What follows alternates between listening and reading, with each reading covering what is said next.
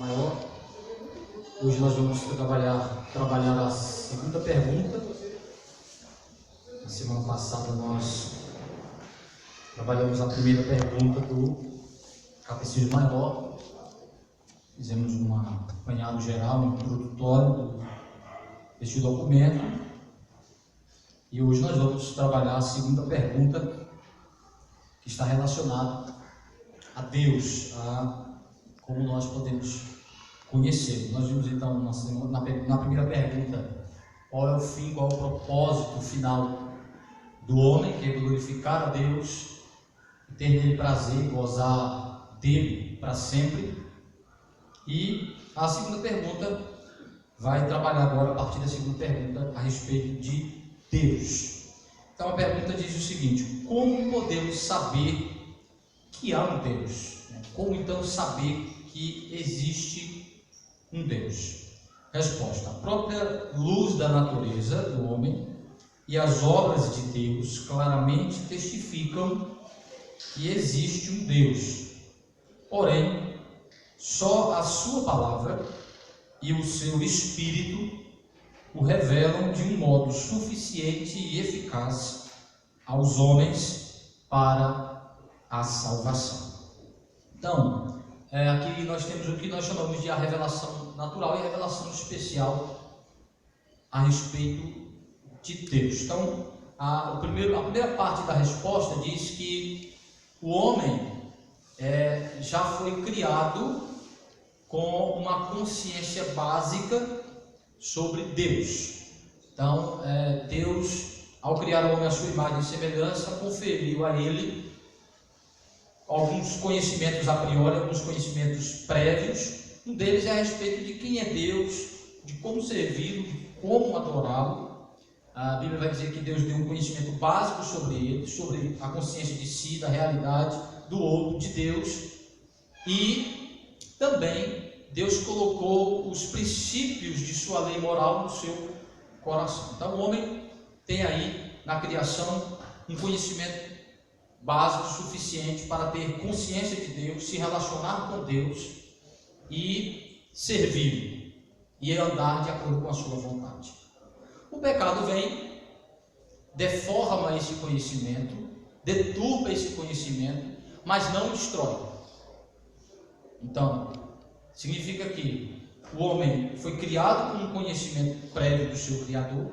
O pecado deforma esse conhecimento, mas não o destrói. Ou seja, o homem perde Deus como referência maior, mas continua tendo um senso religioso da existência de um Criador, continua tendo um senso moral do que é certo e errado, pelo menos em questões básicas, padrão básico, mas este conhecimento agora não é suficiente para levá-lo a se relacionar corretamente com Deus. Então o que é que ele faz?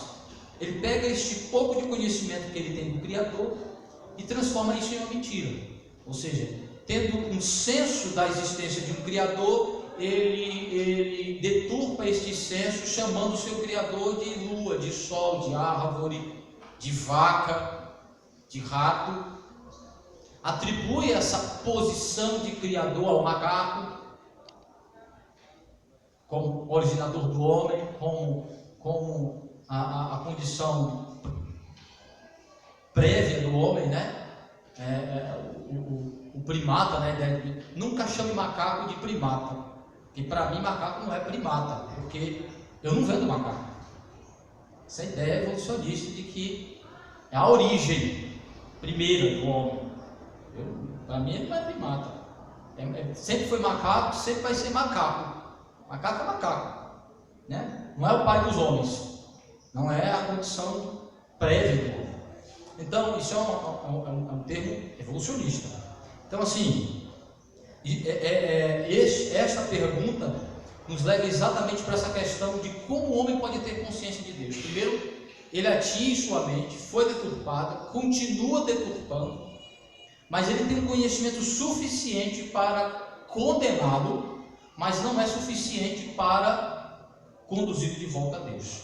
Aí vem O segundo aspecto do conhecimento de Deus, que é chamado de revelação especial, é a palavra de Deus. É Deus se revelando agora de uma maneira especial através da sua palavra, em que é o único meio agora de levar o homem de volta a uma relação correta com Deus. Então, vamos pontuar aqui cada aspecto dessa resposta. Primeiro, a luz da natureza, a luz da consciência é suficiente para dizer que existe um Deus. Deus imprimiu isso e isso continua na mente do homem. As coisas criadas ajudam a reforçar, a provocar, a fortalecer esta consciência natural da existência de um Deus. Que é isso que os teólogos assumistas dizem e confirmam com a palavra de Deus. Vamos ver aí Romanos capítulo 1, versículo 19 e 20. Nós lemos esse texto em um bloco maior na semana passada, mas estes dois versículos são suficientes para nós, para dizer que Deus criou o homem com a consciência de si, ou seja, com a consciência do Criador, e através das coisas criadas reforça este conhecimento de que existe um Criador, de suas qualidades básicas, para adorá-lo, para servir, certo? Paulo vai dizer que Deus não nos deixou sem o testemunho dele. Ele não deixou sem continuar testemunhando a respeito dele nas coisas criadas, certo? Mas que os ímpios transformam este conhecimento, esta verdade, em mentira. Então já tem uma base para dizer que ateísmo, no seu sentido pleno, filosófico, não existe. Ateu, de fato, de verdade, não existe. Existem indivíduos que declaradamente lutam para negar a verdade da existência de Deus em sua mente. Tentam lutar contra a sua consciência e blasfemam, vociferam palavras de ofensa a Deus, porque na realidade é uma maneira dele expressar sua rebelião. Não posso chamar nem de descrença, porque se ele descrê, se ele não crê na existência de Deus, por que ele se enganja no projeto de toda a vida de tentar provar o que não existe, a não existência do que não existe, para ele, na cabeça dele? Que na realidade é uma questão de ódio e não de inquirição, não de arguição, não de elucubração intelectual, é de revolta. Então veja, Romanos capítulo 1, versículo 19 e 20. Alguém abra aí Salmo 14, versículo 1. Romanos 1, 19 e 20. Quem achou, leia para nos ajudar. Quanto que de Deus se pode conhecer é manifesto entre eles, porque Deus lhes manifestou, porque os atributos invisíveis de Deus, assim o seu eterno poder como também a sua própria divindade, claramente se reconhecem desde o princípio do mundo, sendo percebidos por meio das coisas que foram criadas. Tais homens são por isso indesculpáveis. Então, Paulo vai dizer que desde o início o homem já tinha um conhecimento prévio sobre Deus, básico sobre Deus, reforçado na revelação da natureza, no conhecimento de Deus expresso na própria natureza. Mas aqui ele pressupõe conhecimento na mente do homem a respeito de Deus, certo? Que isso é reforçado com a fala do salmista no Salmo 14, quando ele vai dizer que Paulo diz que o homem vai transformar esta verdade em mentira, e o escritor do Salmo 14 vai dizer que essa mentira muitas vezes é uma negação, uma tentativa de negar Deus, tá? Salmo 14, versículo 1. Quem achou ali?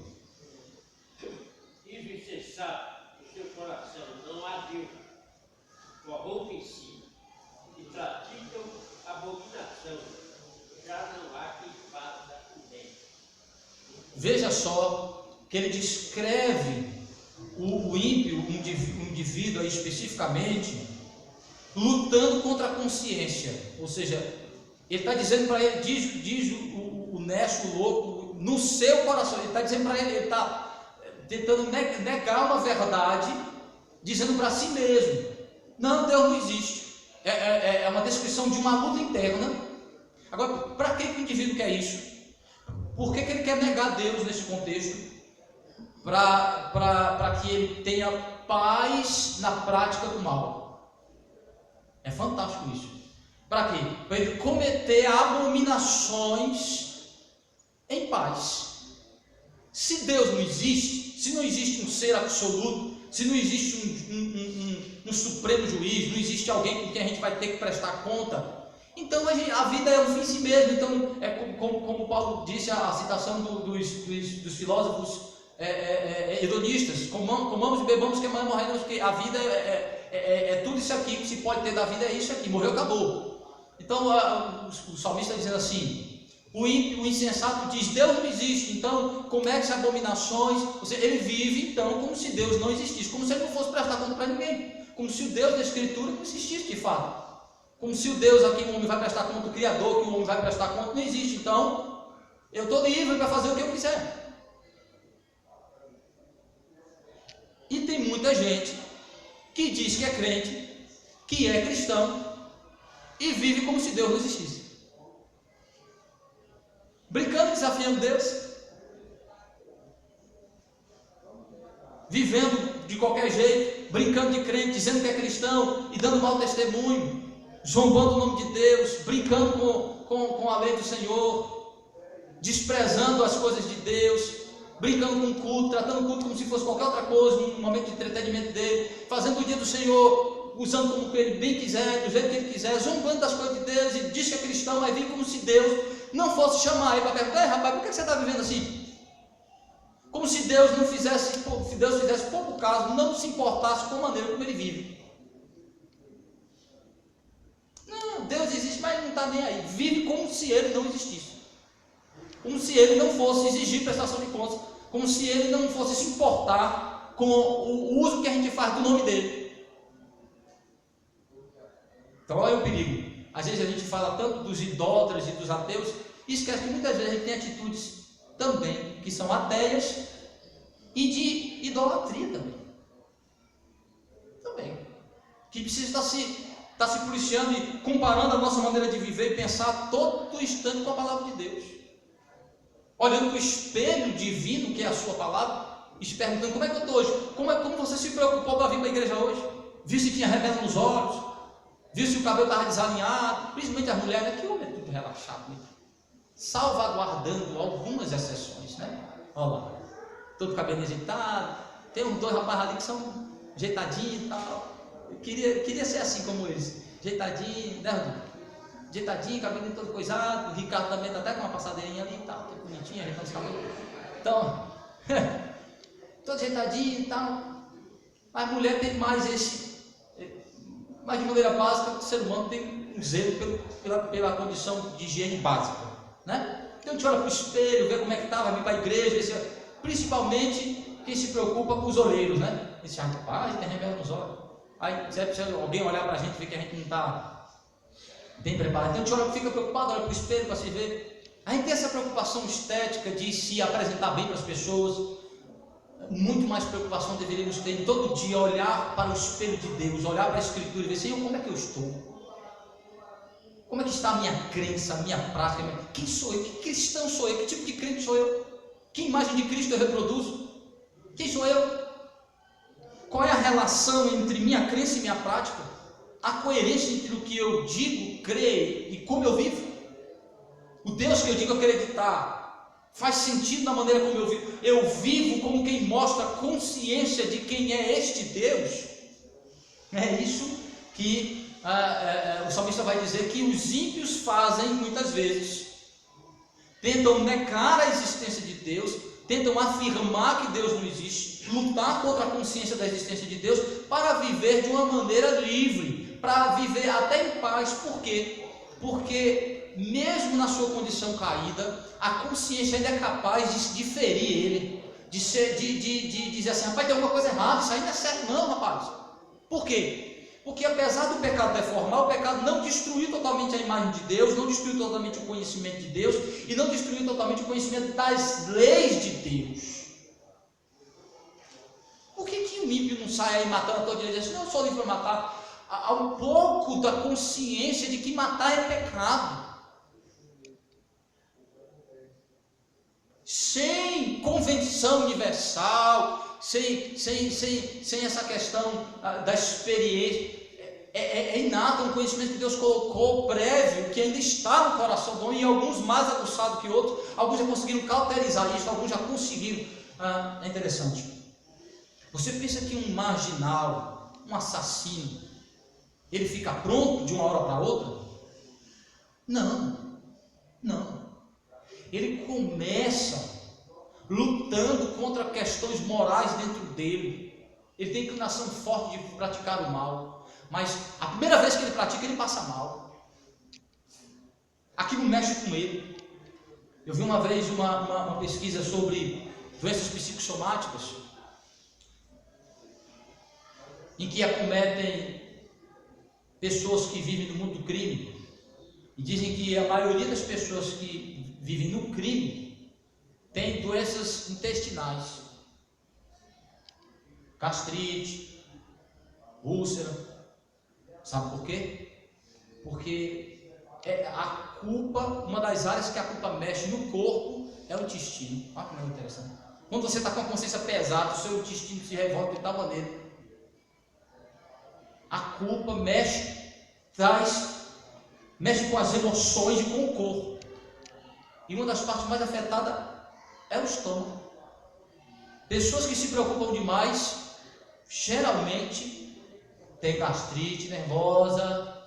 Pode perguntar aos médicos aí, que eles vão dizer exatamente isso. Tem uma relação. Preocupação, ansiedade, mexe com estas áreas específicas do corpo, que com a emoção produzem os líquidos que a gente precisa no nosso organismo. Totalmente ligado. Dizem que um assassino, quando ele começa, a primeira noite é de desespero, só uma revolta, fica com a consciência pesada. Quando ele consegue superar esta primeira crise, ele cauteriza. Aquilo vai ficando comum, ele vai fazendo, aquilo vai ficando tão comum que ele vai perder a sensibilidade. Que vai ficando comum para ele. Então, a ideia do salmista é: o indivíduo começa uma vida de pecado mais profunda quando ele começa a negar totalmente as verdades de Deus em sua mente. Negar totalmente. Então aí a gente percebe que é uma luta interna contra uma verdade que já existe na sua mente. Então não existe ateu absolutamente. O que existe são ímpios que se revoltam contra Deus, querem libertar-se da verdade de Deus em sua mente, lutando contra isso. Então, ele primeiro mostra que a consciência do homem. Então, quando você for lidar com alguém que diz assim, como é que eu sei que Deus existe? Um ímpio chega para você e diz, como é que você vai me provar que Deus existe? Aí você responde, eu não preciso provar, porque você já sabe que Ele existe. Você dissesse para ele, você vai chocar ele, porque ele não esperava que você trabalhasse com algo que só ele sabe, pensa que sabe, que é uma coisa que ele está lutando. Disse, meu amigo, o seu problema não é que eu não consigo provar Deus, o seu problema é que você não consegue provar que Ele não existe, que somente está dizendo que Ele existe. Existe um Deus, você sabe que existe um Ser Supremo, você sabe que existe um Deus, você está querendo negar isso em sua mente, aí você vai assustar Ele. Ele não esperava você reagir dessa maneira, ele esperava que você buscasse provas para a sua fé. Ele disse, não, você tem que partir exatamente do que a Bíblia diz, de que Ele não tem um problema com provas de existência de Deus, Ele tem um problema com uma verdade que Ele quer se livrar dela. Então ele joga o ônus da prova para você, quando na realidade é ele que precisa lhe dar prova que ele não existe, quando sua mente está dizendo que ele existe. Aí muda, quem tem que provar é ele, porque é ele que está lutando contra uma verdade que a Bíblia diz que está na mente dele, e que ele está incomodado com isso, porque se se na verdade ele tivesse certeza que Deus não existe, ele não estaria incomodado com isso. Por que ele está incomodado com isso? Porque na realidade é uma luta contra uma verdade que já está em sua mente. Então ateu de fato e de verdade não existe. São indivíduos que estão declarando abertamente sua rebelião contra uma verdade de Deus que está na sua mente.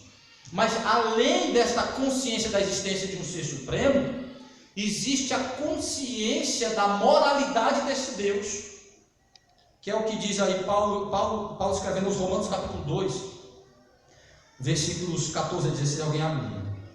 No Salmo 19, de 1 a 3, alguém leia primeiro o Salmo 19, de 1 a 3, o salmista reforça a ideia de que Deus, por meio da natureza, reforça o conhecimento natural de Deus na mente humana, imprimindo na criação reflexos do seu Criador, né? Então, o Salmo 19, de 1 a 3, ele vai dizer que a criação, né, vai reforçar a mente humana com um conhecimento da glória de Deus. Alguém abre e leia, Salmo 19, de 1 a 3. Os céus proclamam a glória de Deus e o firmamento anuncia as obras das suas mãos. Um dia expulsa outro dia e uma noite revela conhecimento a outra noite. Não há linguagem, nem há palavras que deles não se ouvem. Apesar das heresias arminianas do filme, aquele filme Deus Não Está Morto, prefiro o 2 ao 1. O 1 mostra exatamente isso. Como que aquele professor que se intitulava ateu, na realidade não era ateu, era uma pessoa que teve uma experiência de perda familiar com a sua mãe, de sofrimento, que o levou a revoltar-se contra Deus e contra todas as afirmações cristãs sobre Deus.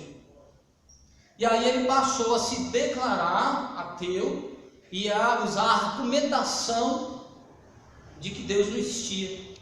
Mas a confrontação no filme é para mostrar, no final ele diz isso, que na realidade ele não era ateu de fato, de verdade. Ele tinha uma experiência frustrada com Deus. Na sua mente ele se decepcionou com Deus.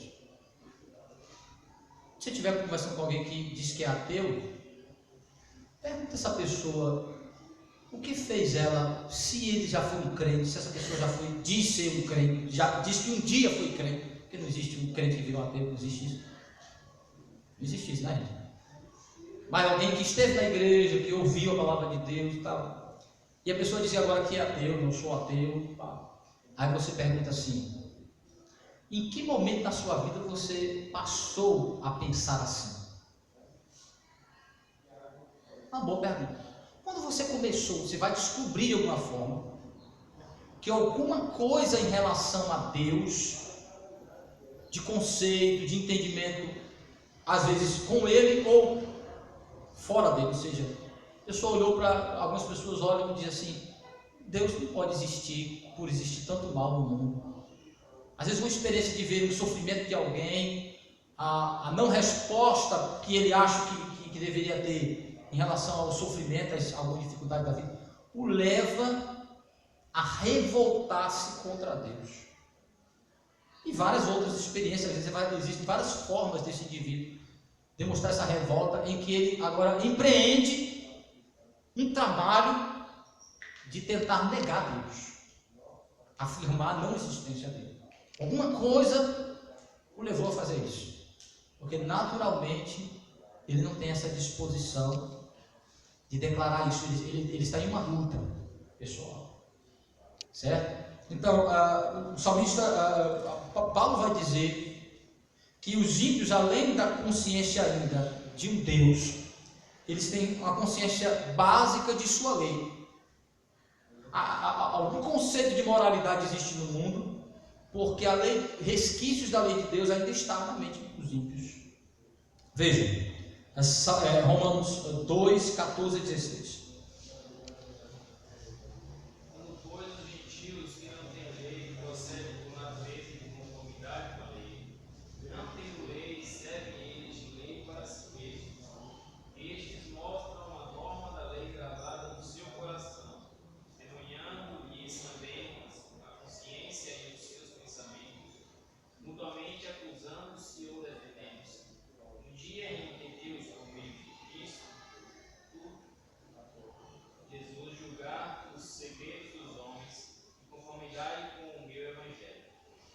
Veja, Paulo faz uma afirmação muito forte, dizendo que mesmo os ímpios não tendo contato, qualquer ímpio que não tenha contato direto com a revelação especial de Deus, com a lei que foi dada a Israel, com o Evangelho, ele pode demonstrar alguma atitude moralmente aprovável, como ser um bom trabalhador, um bom pai de família, que cumpre com seus deveres cívicos, sociais, econômicos.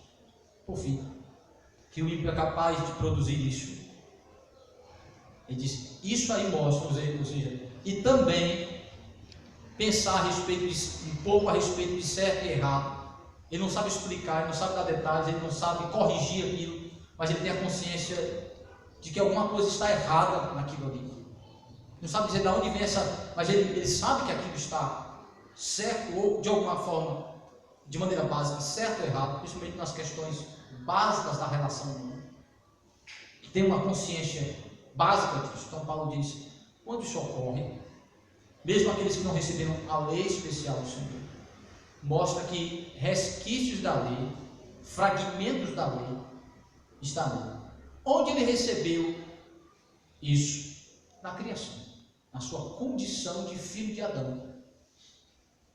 Deus de Adão. Deus colocou em Adão, e isso foi transmitido para a humanidade, mesmo que atingida pelo pecado, ainda suficiente para produzir alguma consciência moral básica para a convivência social. Sim, irmão Davis. O próprio fato de você falou do ateu, dizer que se tornou ateu por existir tanto mal no mundo. Há também que se existe mal, existe um padrão de definir que aquilo ali é mal. Isso é uma contra-argumentação forte. Veio esse padrão. Exatamente. Isso é uma contra-argumentação apologética cristã forte, exatamente. Que aí você tem que aprender a dialogar, a debater de maneira lógica. Que exatamente ele vai dizer assim, olha, Deus não existe porque existe tanto mal. Tá? Então aí você vai pegar a fala dele e dizer assim, primeiro, você tem que mostrar onde está o seu conceito de mal. Porque se não existe uma referência absoluta de bem, o que é mal? Qual o seu paradigma para dizer o que é mal? Tá? Qual é? Universal, absoluto. Se não existe Deus, não existe uma referência absoluta, suprema, até o conceito de mal é comprometido. E totalmente relativo. Eu não posso universalizar e dizer assim, então isso é mal para Deus, eu não posso fazer isso. Como é que eu vou pegar um conceito pessoal e dizer que você tem que ter esse mesmo conceito se não há universais, se não há absolutos? Se não existe um padrão supremo. Então você já quebra o argumento dele na origem. Da onde vem o conceito dele de mal? E como esse mal pode ser universal? Porque o que é mal aqui pode ser mal. Por exemplo, existem algumas civilizações terríveis que cometem coisas e atrocidades com as mulheres, como na Índia. As mulheres quebram os pés das mulheres para ficar botar para trás, para virar flor de lótus. Sabia disso? A mulher com os pés em cima. Existe isso em algumas culturas, principalmente africanas, em algumas tribos africanas. As mulheres são mutiladas. Inclusive os direitos humanos tentam entrar aí para amenizar, mas respeitando a cultura de cada um. Eu quero ver eles respeitar essas atrocidades aí. Que ser humano é tratado como um bicho. Que mulher é tratada como ser de segunda categoria, inferior. Em muitas culturas não cristãs, chamam os cristãos de machistas, mas o cristianismo reconhece a verdadeira dignidade da mulher. E se nós temos no Ocidente tanta liberdade, onde o feminismo encontrou força, é porque nós estamos sob bases cristãs. Eu quero ver feminismo ter sucesso em países islâmicos, meu amigo. Eu quero ver ter. Quero ver ter. Aí eu desafio as feministas. Vai ter sucesso, vai levantar a bandeira de defesa das mulheres no meio do Islã, onde a mulher é tratada como um bicho, como ser inferior. Uma propriedade do seu marido, que tem várias mulheres e trata ela como quiser. Vai. Eu quero ver bandeira feminista ter sucesso nesse meio. Nem vai. Por quê? Não tem liberdade. Se nós temos no Ocidente, se nós temos nessa cultura ocidental liberdade de expressão, ela se deve a muitas bases cristãs dessa cultura. Conversa que o conceito bíblico da posição da mulher e do homem é machismo no sentido que eles querem colocar. De maneira nenhuma. Então, a primeira coisa que se faz mostrar para esse indivíduo que o conceito dele está errado. De que há uma contradição na própria fala dele. Primeiro, o que é mal? Se não existe uma referência de Deus. Segundo, como você universalizar isso? Como você colocar isso como padrão absoluto? Certo? E aí, você vai desmontar e mostrar que, na realidade, o argumento dele é uma tentativa de negar uma verdade que está em sua mente. Sim.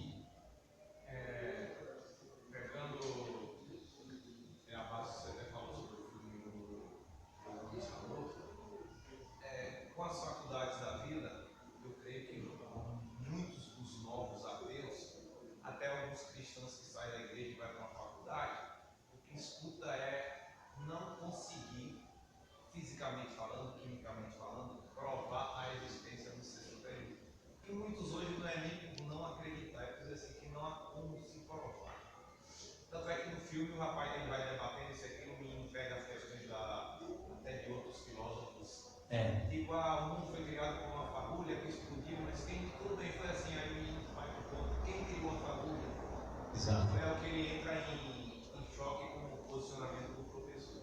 Então tem muitos ateus aí hoje que simplesmente perguntam pra gente provar a Deus porque crê que fisicamente falando, quimicamente falando, não se consegue provar. Mas o que eu acho mais interessante é que aquilo que o senhor falou, de toda a cultura que você pegar, por mais antiga que seja, certo ou errado, sempre tem que ter um Deus a ser adorado. Tem uma consciência religiosa. Não depende de onde venha, sempre eles têm Deus, sempre eles prestam culto, sempre prestam sacrifício, por mais antigo que seja. Então é algo que está dentro do homem natural do ser humano.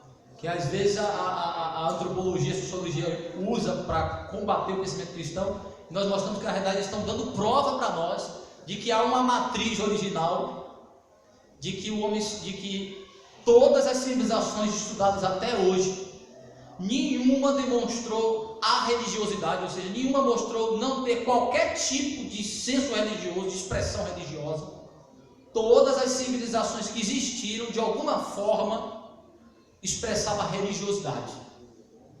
De alguma maneira, tinha um tipo de religiosidade, de crença. Quer seja um aspecto filosófico, religioso, sempre teve. Por quê? Porque existe uma matriz ali. O homem foi criado no Éden com o senso da religião, o que Calvino chama de as semes religiões, a semente da religião que está no coração de todo homem. Então, o pecado fez com que essa religiosidade se expressasse de maneira idólatra fora de Cristo. Mas isso mostra que ele é um ser religioso. E por que ele é um ser religioso? Porque quem ele criou para adorar. Ele não tem como fugir disso. Deus não tirou isso, ele não perdeu isso. É tanto que Paulo vai dizer em Romanos 1 que a questão toda está na adoração. Ou você é adorador de Deus, ou você é adorador de qualquer criatura de Deus. Ele vai dizer exatamente isso. Ele não coloca fora ninguém, ele diz assim, ou o homem adora Deus, ou adora algum ídolo, alguma coisa colocada no lugar de Deus, porque ele tem o desejo de adorar. Ele tem o estímulo de adorar. Ele é um ser religioso, ele foi criado com essa capacidade de ser religioso. Não tem como fugir disso. Então, esse é um argumento que você pode usar, certo? Mostrando para essas pessoas que quando um ateu ou alguém que está refutando a fé cristã chega para você e dizer assim, cadê a prova da existência de Deus? Às vezes a gente fica assim meio primeiro, essa prova material que eles querem não faz nem sentido na mente deles, que eles não sabem nem o que é isso. Porque, por exemplo, como é que eu provo que existe, que alguém criou o celular? Aqui. Eu vou ter o criador do celular o dia todo, vivendo a vida toda para me dizer que ele criou? Não. Depois eu vou ler alguém dizer que alguém criou. Mas a sua obra, porque esse é o argumento evidencialista, né? Não é o que eu uso. Mas isso é uma prova de que algo está ali porque alguém colocou ali, que é o que o design inteligente vai tentar fazer, né? Mostrar que essa orquestração, complexidade da criação requer necessariamente um criador de mente pessoal inteligente, tá? Que é o argumento. Nós não precisamos disso. Por quê? Primeiro, porque a Bíblia diz que o homem não precisa dessas provas, porque ele já tem como uma verdade na consciência, e uma consciência de que tudo que ele vê provém de um Criador. O que você tem que fazer é lembrá-lo do que a Bíblia diz, que ele já sabe, confrontá-lo com uma verdade que ele está querendo negar. Então, segunda coisa, você tem que devolver a bola para ele. Quando o ímpio diz assim, cadê as provas da existência de Deus? Aí você diz, cadê as provas da não existência? Porque se eu ver, quem está refutando é ele. Então o ônus da prova é dele. Tá? Para mim é resolvido isso em minha mente. Deus existe. Isso é tranquilo. Eu não tenho problema com isso. Ele é que está negando. Então ele é que tem que provar que eu estou errado. Ele está negando. Então ele tem que me dar o ônus da prova. Então você joga para ele. Quando você joga para ele, você vai perceber que ele não tem como provar. Como ele não tem como provar, você diz, então você é desonesto. Porque você está exigindo uma coisa de mim que nem você mesmo oferece. Você é desonesto. Porque você está dizendo que eu tenho que ter prova para acreditar que Deus existe.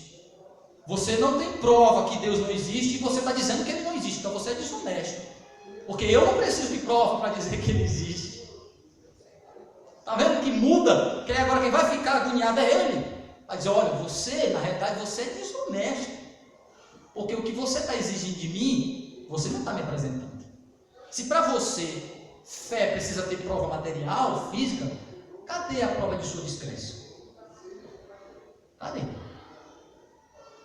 Então, aí você, na verdade eles querem desestruturar a gente, deixar a gente nervoso, ficar ali, meu Deus, cadê as provas? Não, meu amigo, já está na mente dele, você já está com o maior material humano de prova, a mente daquele indivíduo que está instigando você, provoque a mente dele, diga, você sabe que você está querendo negar uma verdade que está todo dia, quando você bota seu, provoque ele, você está com sua cabecinha lá, você sabe que ele existe. Aí você pensa assim, se ele não existisse, e se ele existir, mostre que na realidade a inquietação é dele, não minha.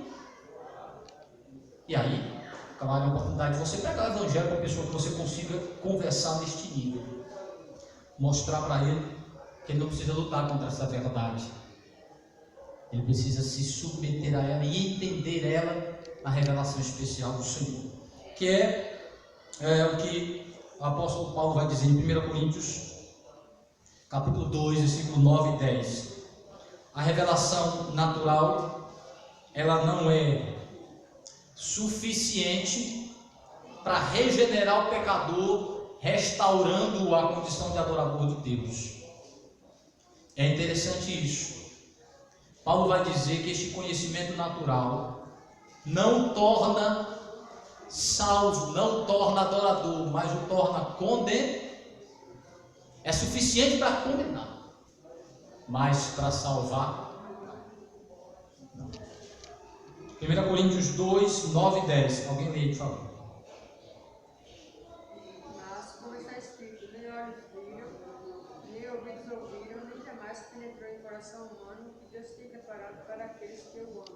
Mas Deus não revelou pelo Espírito, porque o Espírito a todas as coisas prescruta, até mesmo as profundezas de Deus.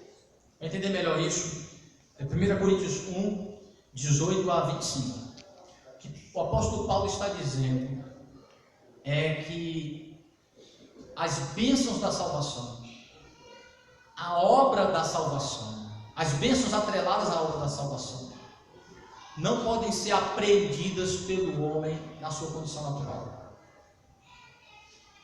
Eu não posso ser salvo olhando para a árvore e dizendo: árvore, Deus existe e eu tenho que me arrepender. A árvore não fala sobre pecado, o sol não fala sobre pecado, sobre redenção, fala sobre o Criador.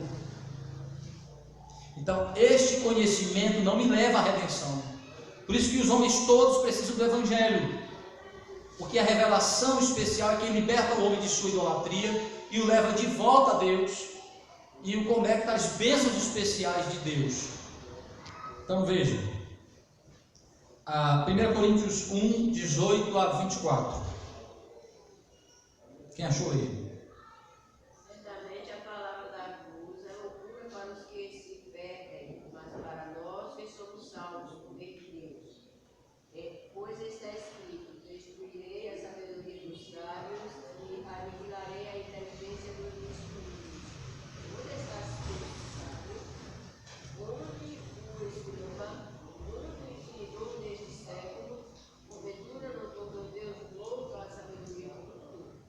Isso, como na sabedoria de Deus, o mundo não o conheceu por sua própria sabedoria. Aprove a Deus salvar os que creem pelo orgulho da pregação. Porque tanto de Deus pedem sinais, como os deles buscam sabedoria. Mas nós pregamos a Cristo crucificado, escândalo para os judeus, loucura para os gentios. Mas para os que foram chamados, tanto judeus como gregos, pregamos a Cristo, poder de Deus e sabedoria de Deus. Porque a loucura de Deus é mais sábia do que os homens, e a fraqueza de Deus é mais forte do que os homens. Quando o crente muitas vezes se depara com um ímpio, um ateu ou um ímpio que questiona, às vezes o crente quer se esforçar para convencer aquele indivíduo através de argumentos humanos, ou seja, ele quer tentar mostrar que há provas materiais, aí quer usar argumentação histórica, antropológica, sociológica, científica. Primeiro, o ímpio nunca será convencido a respeito de Deus para sua salvação fora da revelação especial do Senhor. Você usar a argumentação científica, ela serve para mostrar o absurdo do argumento dele, a incoerência do argumento dele. Mas para convencer e mostrar uma verdade, você não vai achar essa verdade nas evidências humanas. Essa verdade está de maneira especial, de maneira suficiente, de maneira exclusiva na Escritura. Já dou a palavra. Então o que é que você tem que fazer? Paulo está dizendo que o homem não conhece de maneira salvadora Deus se não for pela pregação do Evangelho. Pelo Evangelho. O homem não pode, pela sua própria sabedoria, dizer assim: não é pelos sinais que os homens tanto pedem. Não, Deus, se eu tivesse um sinal de Deus, de alguém, eu vi uma entrevista de um artista que o repórter perguntou: se você morresse hoje, eu não estou lembrado, mas eu acredito que foi a Jurana, inclusive já morreu.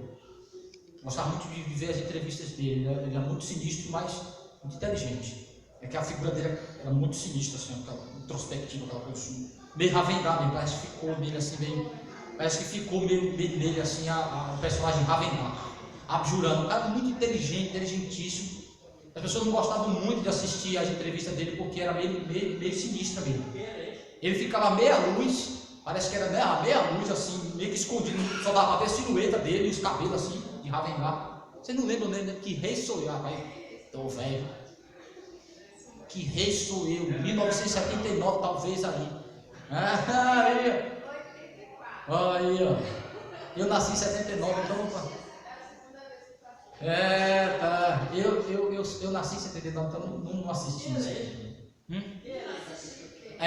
Não lembro do primeiro nome dele, é Abjurana. O primeiro nome não lembro, não recordo. O cabelo dele era. Vocês não sabem que era na Cultura, a TV Cultura que ele fazia, o programa dele de entrevistas, não lembro como era o nome. Eu sei que ele ficava bem à luz, não dava para ver só a silhueta dele, e o entrevistado dele falava assim, ali baixo, aquela voz rouca. Hã? Aí, ó, irmã, aí, conhece, Abjurando. Muito inteligente eles, entrevistas muito boas mesmo, para quem quer aprender mesmo, né? Aí, perguntaram a ele, se você morresse hoje, e se encontrasse com Deus, se é que Ele existe, o que é que você perguntaria a Ele? Aí ele disse, por que o Senhor não deu mais prova da sua existência? Por que o Senhor não deu mais sinal? Por que o Senhor não mostrou mais? Por que não mostrou mais?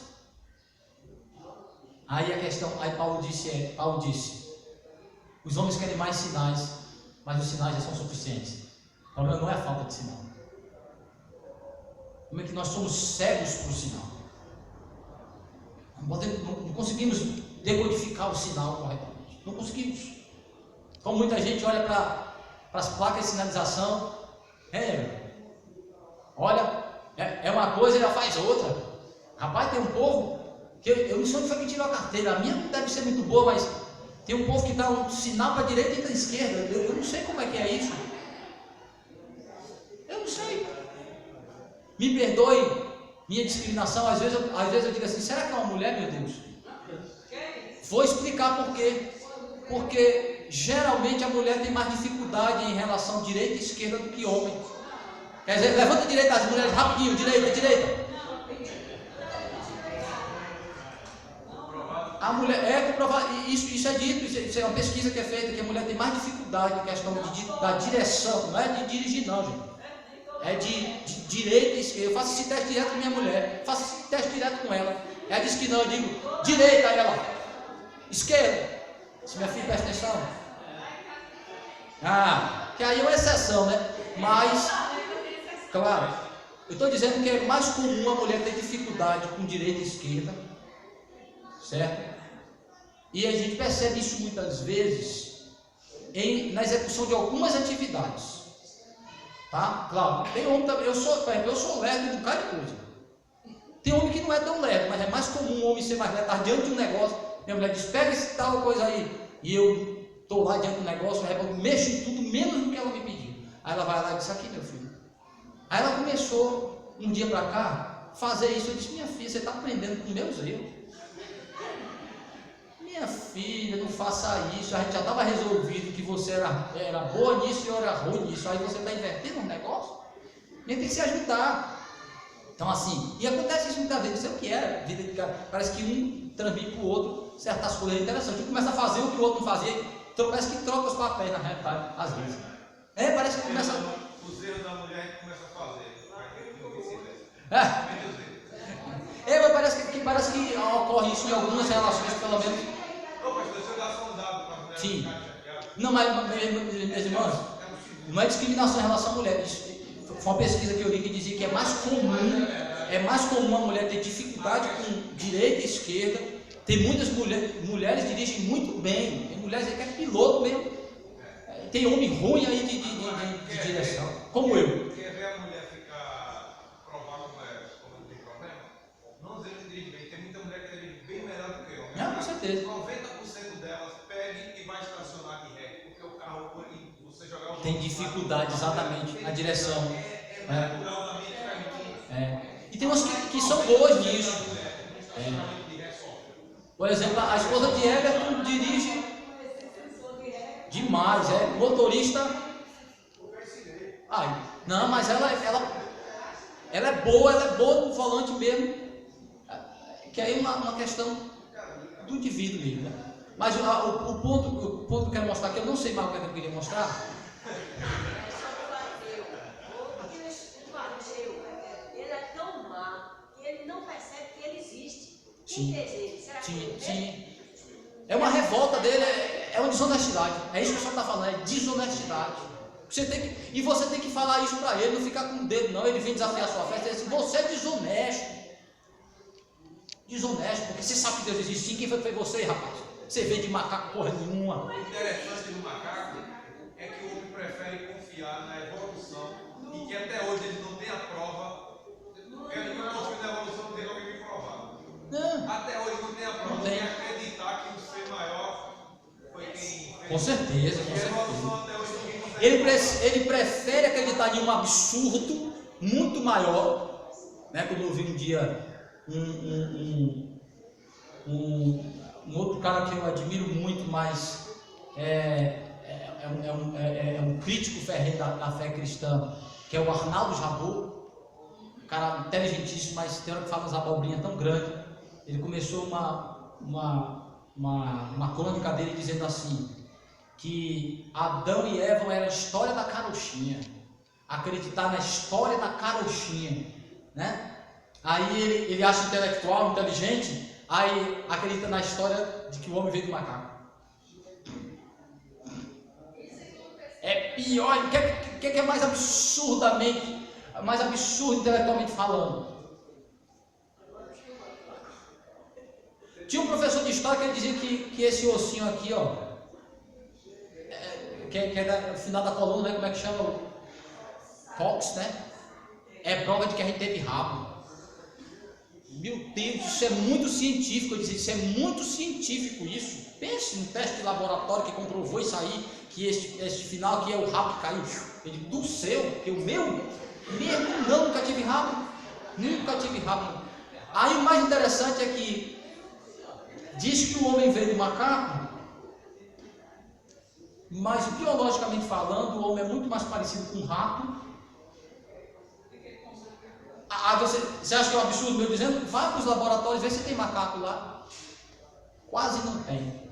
Para a experiência, de fato, de verdade, o que vai provar no homem passa primeiro, porque geneticamente falando, o rato é muito mais próximo do homem do que o macaco. E aí, se fosse por uma questão física, tem gente que parece um monte de coisa. Tem gente que parece um cachorro, um gato. Tinha um homem que um dia que disse, rapaz, não veio na evolução, mas tinha um homem que peludo, espoliado pelo pai, parecia mesmo um macaco. Mas isso aí é visão de ótica, isso aí é... Sim, me perdoe, entramos de coisa que não tem nada a ver. Sim. Duas? Antes de você falar, já peço alguém para abrir os textos aqui, que vai ajudar a gente para a gente concluir o nosso raciocínio, né? Enquanto os irmãos que pediram a palavra falam aí. 1 Timóteo 3, de 15 a 17, 2 Pedro 1, 3 a 11, mostrar que a revelação especial é quem pode libertar o homem dessa idolatria e dar um conhecimento correto sobre Deus através da salvação. Sim, irmão Deus. Um é que essas teorias geralmente são interpretação de evidências. É como o homem enxerga e vê aquelas evidências. Como você falou aí, a possibilidade de ter um rabo por conta de ver algo parecido com um rabo no Sim. Então eles enxergam, veem algumas evidências na natureza e interpretam daquela forma. Porém, aqui não quer dizer que é uma prova científica. Não. É não somente uma interpretação bíblica. É uma hipótese, uma ideia. Mas o mais interessante de tudo isso, Davidson, é que a maioria das crenças, das afirmações científicas, elas são hipóteses e não comprovações científicas realmente. O problema é isso, é que as hipóteses são tratadas como verdade cientificamente. E não é. Muitos acreditam que a teoria da evolução é uma lei científica, não é uma lei científica. É uma teoria que nunca foi provada. Mas aí entra mais uma vez a desonestidade. Se é uma teoria, por que ela não pode conviver com as outras teorias? Por que na escola, por exemplo, que agora o Mackenzie vai ser pioneiro nisso, vai pedir a introdução do ensino do design inteligente como uma teoria, junto com a teoria da evolução, para ser ensinada nas escolas? Não é teoria, mas eles chamam, porque eles chamam o criacionismo de crença religiosa não científica, pseudocientífica. Que eles estão querendo fazer isso também com o design inteligente, só que o design inteligente não propõe ser um conceito religioso, mas científico, porque é apresentado por cientistas, muitos deles não cristãos. Inclusive, um rapaz que eu mandei o vídeo, vocês viram, o rapaz disse que tem muitos criacionistas que defendem o design inteligente, que eles acreditam que a mente inteligente que projetou tudo isso é alienígena, um marciano, alguém uma mente inteligente extraterrestre que criou o homem. Aí ele diz assim, mas que tem que ter o Criador uma mente inteligente? Tem. O cara diz tem. Mas ele aí é tão louco quanto o outro, mas dizer que essa mente inteligente é um marciano. Mas o que eles estão com dificuldade é que essa teoria é também científica, como a evolução, só que com elementos mais fortes, bem mais fortes, né? Outra coisa, com que eles se baseiam de como os macacos nos fósseis, tem a parte genética, mas também tem a parte dos fósseis, né? São os crânios, são encontrados vários crânios deformados e dizem que ali é um macaco e os formados.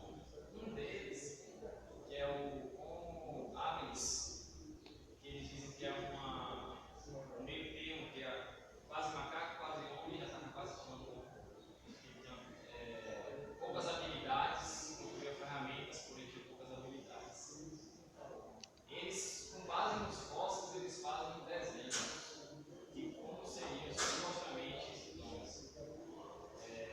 E um dos aí o Adolfo ele fala que eles fazem desenho, nós tiramos a foto desse homem. Aí tem um cara lá na Amazônia que tinha as mesmas características desse homem. E até a questão das habilidades, vocabilidade, ferramentas, era descrita naquele homem também. E o que ele tinha muita solaria. Então, o que são aqueles registros fósseis aí? São macacos? São homens? Quase homem, quase macaco? Ou são Pessoas com alguma deficiência ou macaco mesmo? um macaco? Algum macaco com alguma deficiência? Exato. Diz que descobriram aí um bicho pré-histórico, não sei lá, quando vieram ver, tem esse mesmo bicho aí. Hoje ainda tem aqui. O mais interessante é que eu não sei por que eles não inventaram que já acharam o elo perdido. Que falta esse outro aí, né? Porque eles são tão desonestos. Que falta esse final aí, né? Esse carinha último aí que é o final. É o cara, não sei nem é o suprassumo do negócio, é o elo perdido. Né? É o macaquinho que já está falando, se ajeitando, ficando quase em pé e para virar homem. Nunca acharam o elo perdido. Porque na realidade ele não existe. Mas é interessante que eles mantêm a ideia do elo perdido, que eles poderiam dizer que achou, né? Porque são tão desonestos, criam tantas provas fajutas aí, mas não fazem isso. Acredito que até providencialmente não fazem isso. Mas o mais interessante é que não há comprovação do estágio final entre uma coisa e outra, mas é tratado como se existisse, como se isso fosse comprovado cientificamente de que o homem descende do macaco. Na realidade, meus irmãos, como o Davidson disse, é uma maneira do homem rebelar-se contra a verdade da existência de Deus, de sua própria origem. É uma verdade inata que ele luta contra ela, mas que ele só pode se libertar de fato e de verdade pela revelação especial de Deus. Então você argumentar com um indivíduo desse, tentando dar provas científicas para ele, isso aí primeiro que você está errado, você não vai conseguir fazer isso com ele, Segundo, esse não é o meio que Deus nos deu para fazer isso. O meio que Deus nos deu é a sua palavra, é a revelação especial de Deus. É ela que faz isso, só ela pode fazer isso, né? Dá um conhecimento salvador, correto em relação a Deus. Alguns irmãos pediram a palavra aí que eu não queria. Sim, Ricardo. O horário já foi embora, né? Vamos lá, permitiu já pediu, foi?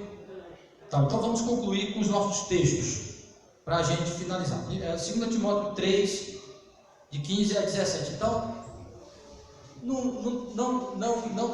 não tente querer criar provas para a existência de Deus. Ela já é uma verdade na mente, e ela é uma verdade na própria impressão da criação. É tanto que a Bíblia não começa preocupada com isso, ela começa afirmando isso. Ela não começa preocupada em provar isso, ela começa afirmando a existência de Deus e a ação de Deus. Veja que a Bíblia não se preocupa em argumentar, porque ela começa afirmando isso, porque isso aí é algo resolvido na mente humana. O que o homem faz é só negar isso. E a gente vai contra-argumentar mostrando na Escritura, porque só a palavra de Deus pode libertar esse indivíduo de sua incredulidade. Tá? O indivíduo pode não se declarar um ateu, mas todo ímpio vive como se Deus não existisse. Ele não vive relacionando-se corretamente com Deus. Ele não conhece de verdade Deus. O seu conhecimento não é um conhecimento que o coloque em uma relação correta com Deus. Tá? Que é isso que ele vai dizer assim, não tendo conhecimento correto, um conhecimento que o coloque em uma relação correta com Deus. Que isso só por meio da salvação através do Evangelho. Então, 2 Timóteo capítulo 3, versículo 15 a 17, alguém lê aí.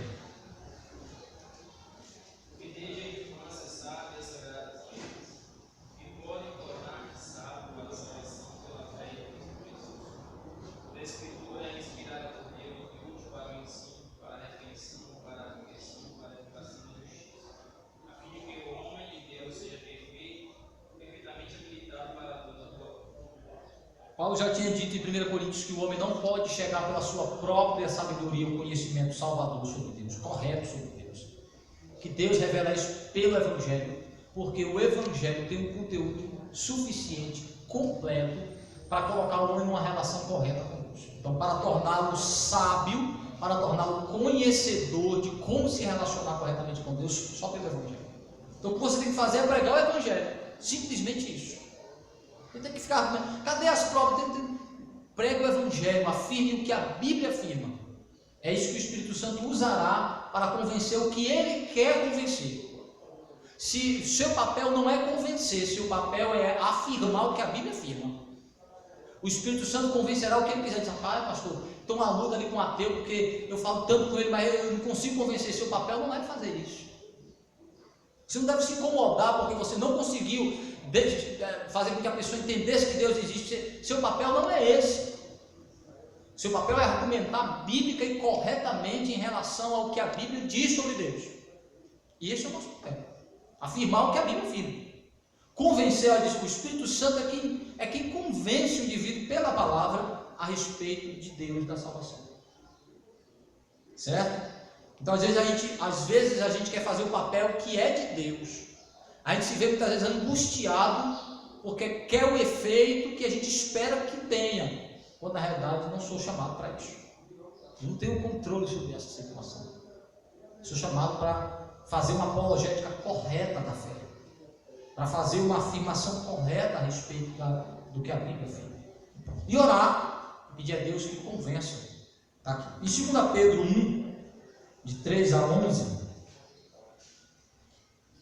vai dizer que é na Escritura, Deus deu na palavra, foi a revelação especial que Ele deu todo o conteúdo que me coloca em uma vida piedosa e santa diante de Deus. Tá? Então, o conhecimento natural não é suficiente para salvar e para conduzir o indivíduo numa relação correta com Deus. O conhecimento natural é suficiente para condenar ele. Ele vai chegar diante de Deus e não vai ter desculpa do porquê ele não glorificou a Deus, que é o que Paulo diz. Mas, para ele adorar a Deus, para ele servir a Deus, só pelo conhecimento especial, só pela palavra de Deus, só pelo Evangelho. Certo? 2 Pedro 1, de 3 a 11, alguém lê, por favor. Visto como pelo seu divino poder nos têm sido doadas todas as coisas que conduzem à vida e à piedade, pelo conhecimento completo daquele que nos chamou para a sua própria glória e virtude, pelas quais nos têm sido doadas as suas preciosas e muito grandes promessas, para que, por elas, os torneis co-participantes da natureza divina, livrando-vos da corrupção das paixões que há no mundo. Por isso mesmo, vós, reunindo toda a vossa diligência, associai com a vossa fé a virtude, com a virtude, conhecimento, com o conhecimento, o domínio próprio, com o domínio próprio, a perseverança, com a perseverança, a piedade, com a piedade, a fraternidade, com a fraternidade, o amor. Porque estas coisas, existindo em vós e em vós aumentando, fazem com que não sejais nem inativos, nem infrutuosos no pleno conhecimento de nosso Senhor Jesus Cristo. Pois aquele a quem estas coisas não estão presentes é cego, vendo só o que está perto, esquecido da purificação dos seus pecados de outrora. Por isso, irmãos, procurai com diligência cada vez maior confirmar a vossa vocação e eleição, porquanto procedendo assim, não tropeçareis em tempo algum, pois desta maneira é que vos será amplamente suprida a entrada no reino eterno de nosso Senhor e Salvador Jesus Cristo. Alguém abra em Judas, versículo 3 e 4, para a gente finalizar. Pedro está dizendo que a revelação especial de Deus em Cristo, sua palavra, é o que nos conduz a um conhecimento correto para uma vida piedosa e santa com o Senhor. Então, é através da revelação especial da palavra de Deus, do Evangelho, que o homem tem um conhecimento correto sobre Deus. Então ele diz: não tendo isso, são cegos. Então o que é que você tem que fazer? Você tem que entender que quando você prega o Evangelho para o ímpio, você está diante de uma pessoa que é cega para a verdade do Evangelho. Então, mas pastor, então o que é que eu vou fazer falando para um cego, para um surdo? Fale, porque é esta palavra que o Espírito Santo vai usar para dar visão, para dar audição, para dar vida. Afirme a verdade do Evangelho, porque é isso que o Espírito Santo usa para transformar. Não queira transformar, que não é você que faz isso. Afirme que a Bíblia diz, e somente. Agora, saiba de uma coisa: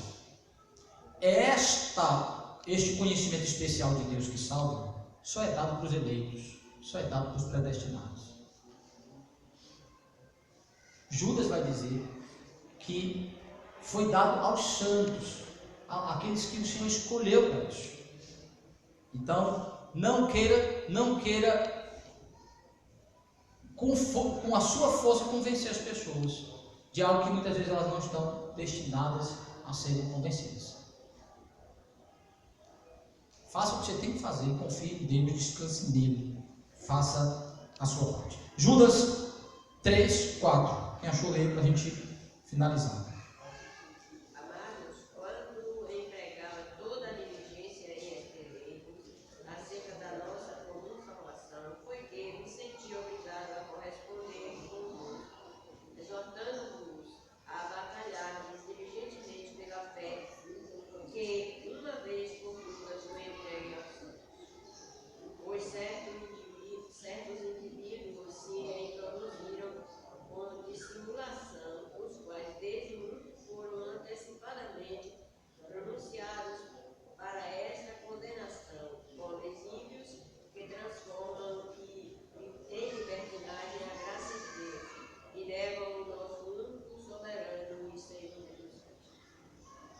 Judas disse: fica tranquilo, batalha pela fé, prega, fala, defende, mas sabe de uma coisa: os que negam esta verdade, alguns destes aí, é porque foram destinados para isso.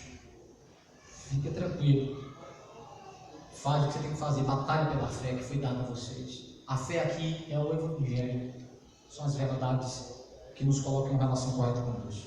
A revelação natural é para todos os homens, mas a revelação especial para aqueles que o Senhor escolheu.